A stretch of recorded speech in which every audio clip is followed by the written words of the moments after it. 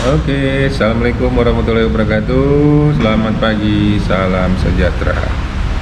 Baik, kita lanjut video yang berikutnya tentang penggunaan alat ukur pada dunia otomotif, khususnya teknik kendaraan ringan dan teknik bisnis sepeda motor. Oke, alat ukur yang berikutnya adalah cara menggunakan dari mikrometer, ya, mikrometer. Oke, apa sih bedanya dengan vernier kaliper? Kita lihat aja nanti. Yang pasti bedanya adalah di tingkat ketelitiannya. Oke, baik. Aku harap jangan di skip videonya, perhatikan dengan seksama biar materinya simpan di otak kalian dan tersimpan di memori, long term memory kalian, sehingga dapat bermanfaat sebagai mekanik handal di masa depan. Oke, yuk kita lanjut cara penggunaannya. Oke, ini yang dinamakan dengan mikrometer outside, ya. Mikrometer itu ada dua jenis, ada tipe outside, ada yang inside, ya. Kalau inside itu berarti untuk mengukur diameter dalam biasanya, ya, diameter dalam. Oke, terus ini yang tipe outside, yang kita bahas yang tipe outside, ya, untuk penggunaannya. Oke, untuk mikrometer sendiri itu sebenarnya dibagi beberapa ukuran dasar. Contoh ini mikrometer Mitutoyo untuk pengukuran 0 sampai 25 mm. Jadi mikrometer ini hanya available atau hanya mampu digunakan untuk mengukur dari 0 sampai 25 mm. Nanti ada lagi yang 25 sampai 50, terus ada yang 50 sampai 75, 75 sampai 100. Nah, pokoknya jedanya itu 25 mili, ya. Biasanya batas maksimalnya adalah 25 mili karena tergantung dari panjang spindle-nya ini, ya. Pergerakan spindle dia, pergerakan ini terbatas sehingga hanya maksimal untuk mengukur dengan jeda 25 mm. Oke. Terus bedanya dengan vernier kaliper apa? Kalau di vernier kaliper tingkat ketelitiannya lebih teliti mikrometer, makanya disebut mikro. Tingkat ketelitiannya itu bisa 0,001 atau 1/100, ya. Kalau yang ini hanya 0,05 mm, ya, atau 5/100 atau 1/20, ya. Beda, ya. Ini 1/20 telitiannya, kalau ini bisa 1/100, ya. 1/100, ya. Oke. Nah, untuk bagian-bagiannya, nah ini untuk bagian untuk pengukurannya, ini untuk penguncinya. Nah, terus ini timbelnya, ini ada skala utamanya ini. Nah, kalau lihat garisnya, skala utama ini kalau yang Mitutoyo ada 0, terus di jarak berikutnya 5. Di antara 0 dan 5 itu nanti ada satu yang jaraknya 1 mili ada 0, 1, 2, 3, 4, 5. Terus di antara 0 dan 1 ini ada garis lagi. Nah, ini adalah sebagai tengah-tengahnya dari 1 mili atau 0,5 jaraknya. Jadi di sini kalau dibaca secara langsung 0, 0,5, 1, 1,5, 2, 2,5, 3, 3,5 dan seterusnya. Oke. Nah, fungsi garis yang kecil ini yang pendek tengah pada skala utama juga sangat berfungsi untuk memudahkan saat membaca pengukuran dari mikrometer.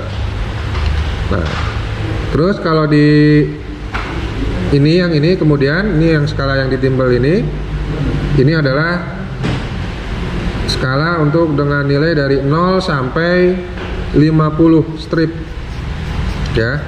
Inilah yang menyebabkan dia bisa membaca sampai 1/100 ya, yaitu skala pada timbal ini yang mengelilingi ini. Terus ada tambahan kalau di Mutoto ini garis ini ya, ini adalah untuk mempermudah membaca bahwa kalau makin ke atas ini nilainya 2, 4, 8, 6, 8, 0 dan seterusnya. Oke. Nah, ini strip yang atas ini untuk memudahkan dalam pembacaan. Ya, ini nilainya pokoknya ke atas itu berarti makin besar ya. Oke, itu bagian-bagiannya. Ini pengunci, terus ini untuk penepat ya. Penepat nanti pas penggunaannya kita perhatikan. Oke, itu bagian-bagian dari mikrometer. Jadi ada skala utama, ada skala mikronya yang ini ya, yang timbal. Terus ada lupa satu lagi nih. Ini adalah untuk garis nolnya. Ini garis nolnya nih yang panjang ini ya. Kalau lihat di sini, nah yang panjang ini garis nol, titik nolnya. Oke. Untuk cara pemakaiannya kita lanjutkan berikutnya. Oke. Berikutnya adalah cara penggunaannya. Oke. Untuk sebelum menggunakan, kita kalibrasi dulu. Dalam hal ini adalah titik nolnya. Oke. Kalau yang lebih dari 0, misalnya 25 sampai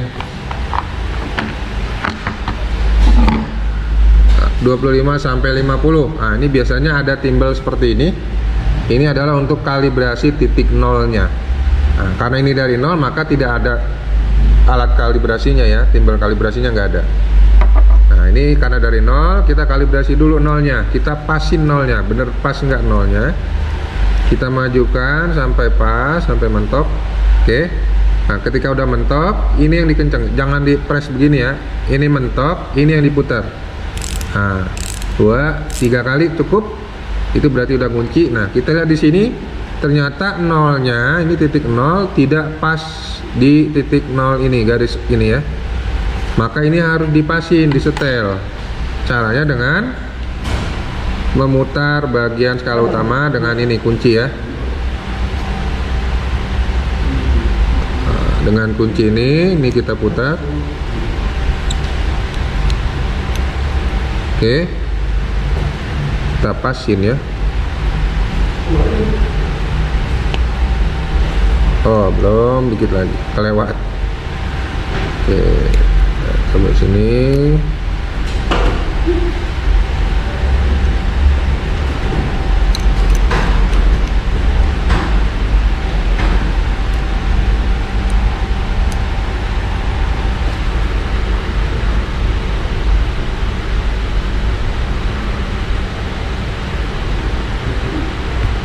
Aduh, kelewat euy.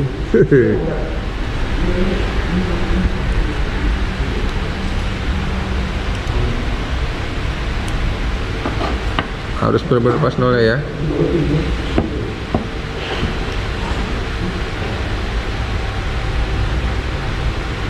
Nah, oke. Nah, ini udah pas nolnya nih. Antara nol yang ada di skala mikro dengan skala utamanya sudah segaris. Berarti ini pastikan kita kalibrasi dulu titik nolnya ya. Untuk mikrometer diingat titik nolnya wajib dikalibrasi. Oke, setelah dikalibrasi baru kita lakukan pengukuran. Oke, caranya gimana? Nih kita coba ngukur tebal. Oke, tebal ini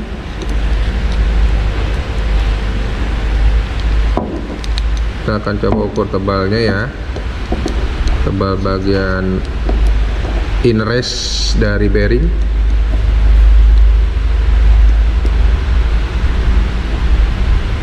Pastikan posisi tegak lurus terhadap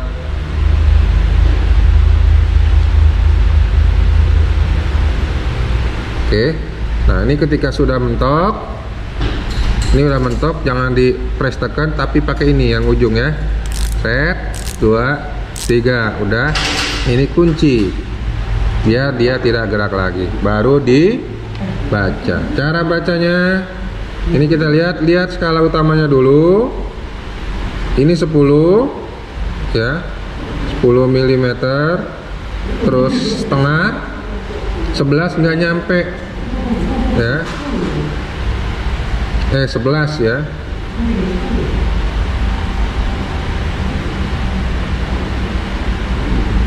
Oke, ini kita lihat cara bacanya ya nih. Ini seperti ini ya. Set.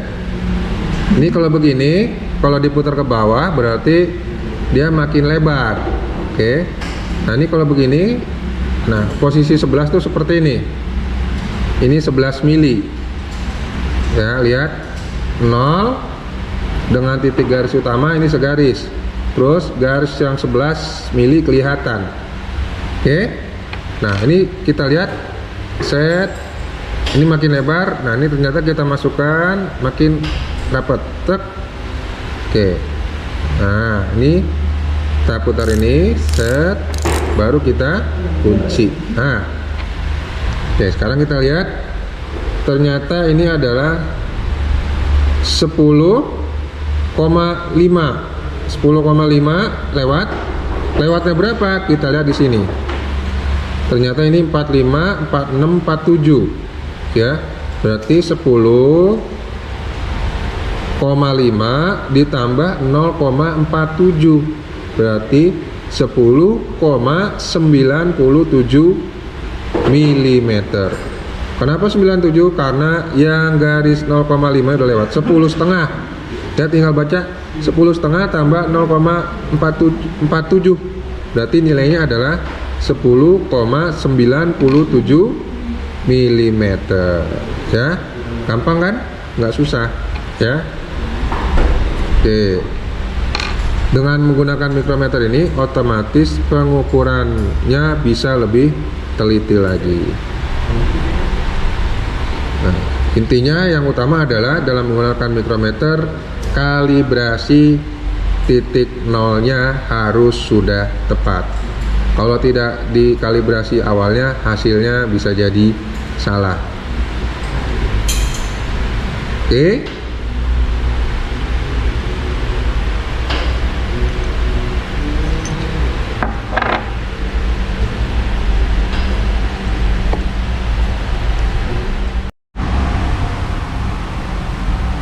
Oke, nah itu tadi cara menggunakan mikrometer ya. Pada dasarnya mudah, tidak sulit.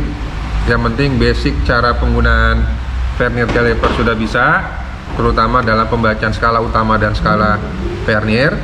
Nah, kalau ini lebih mudah ya, skala utama tambah skala mikronya ya, jadi nggak susah. Intinya kalau diikuti video tadi dengan seksama, insya Allah bisa menggunakan mikrometer ya. Nah, nanti setelah menggunakan mikrometer, kelanjutannya lagi adalah cara menggunakan dial indikator, terutama untuk mengukur silinder bor ya, silinder ya, untuk mengukur diameter silinder. Nah, itu nanti kan alatnya menggunakan silinder bor G. Nah, untuk menggunakan silinder bor G, basicnya harus bisa menggunakan vernier caliper, kemudian mikrometer, kemudian cara membaca dial, baru cara menggunakan silinder bor G. Oke, gua rasa cukup materi untuk hari ini. Mudah-mudahan bisa bermanfaat vlog kali ini. Terima kasih sudah menonton sampai selesai. Akhirul kalam. Assalamualaikum warahmatullahi wabarakatuh.